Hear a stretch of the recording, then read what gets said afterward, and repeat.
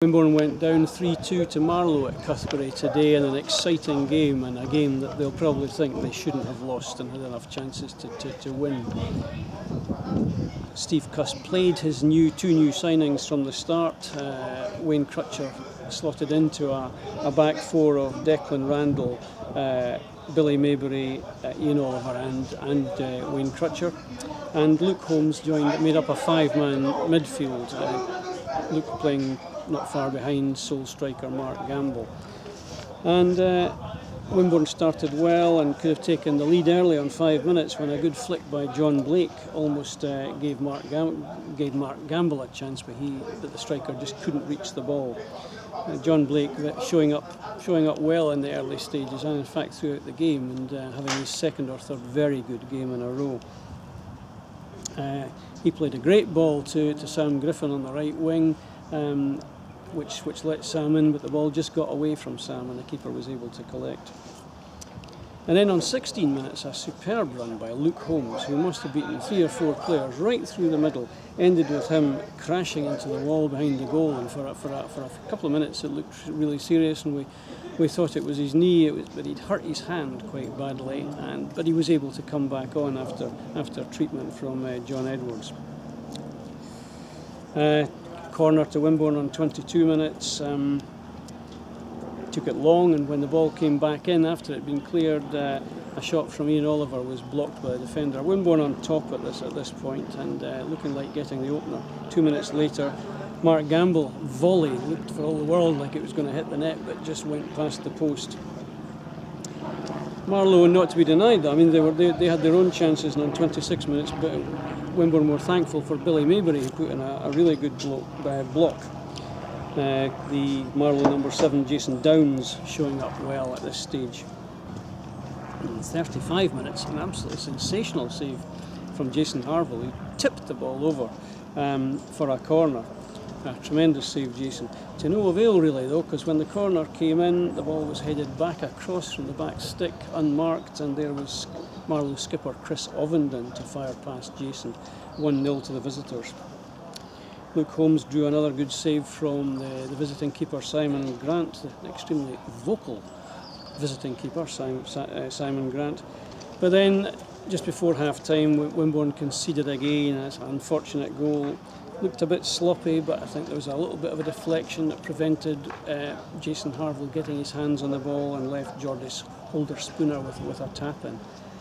So 2-0 down at half-time, and Wimborne, if anything, had been the better team in the first half. No changes at half-time, and 4 minutes into the second period, Wimborne right back in it when John Blake, my man of the match for Wimborne, scored with a back header. 3 minutes later, Blakey again glanced a header wide. And then after that, there was a spell of good pressure from Marlow, who looked at this was their best spell of the game, and at this spell they looked a decent team. 63 minutes, Jason Harville had to tip over a free kick from 20 yards out, and then Blakey again getting on the end of a Sam Griffin cross in 68 minutes and just heading over. Franklin Clark came on with 20 minutes left, John Blake going off. And then Morgan Turner came on for Wayne Crutcher on 75 minutes. Wimborne now throwing everything into attack. Mark Gamble had a chance, and his curling shot was too near the keeper and was saved on 76 minutes. And then, I'm afraid, on 77 minutes, a minute later, the killer goal, Kuli Otudeko for Marlow on the right-hand side, did well, and his shot beat Jason. Still time for Wimborne though. Carl Preston got to the byline, the left byline. His cutback found Luke Holmes, but he hit it wide from a great position. 84 minutes, scramble in the 6-yard box. Mark Gamble almost got on the end of it, but it was eventually just cleared for a corner. But when that corner came in, there was Sam Griffin to leap highest and glance the ball into the net. So 6 minutes plus added left for Wimborne, and 3-2 to the visitors. But to be fair to Marlow, they managed to see out the remaining 6 minutes, not without too much difficulty. Right on time, right on the end of normal time, Mark Gamble did ever so well to win the ball in the box, but his shot hit the side net. Referee blew a swift whistle, and it was a 3-2 win, a victory for the visitors. But you know, I think I've said this a couple of times recently.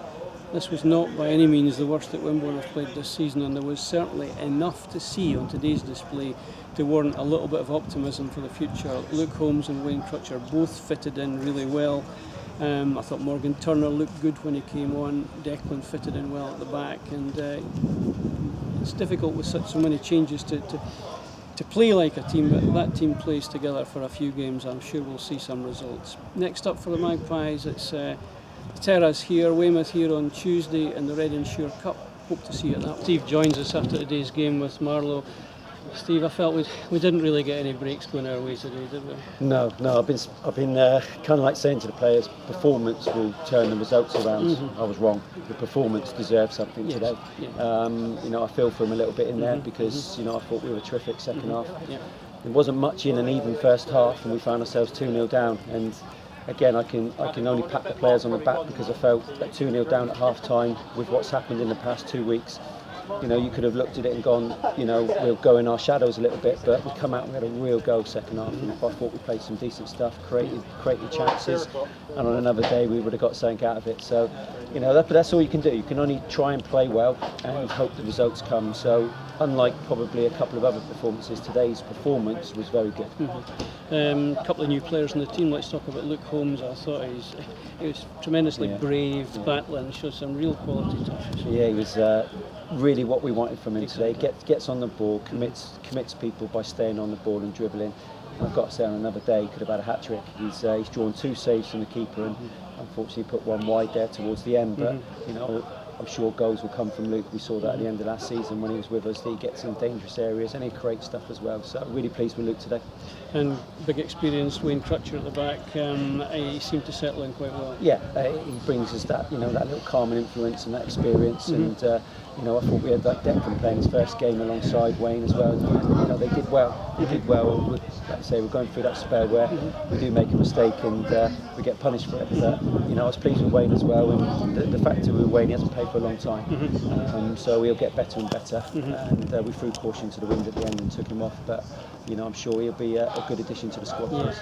I thought Blakey had another excellent game, back to his absolute best. And a word for Morgan Turner. I think Morgan showing some good touches now, and I think he looks better every game I see him. Yeah, no, I think first of all, Blakey is back to his very best. He's back winning the ball, which is what he's all about.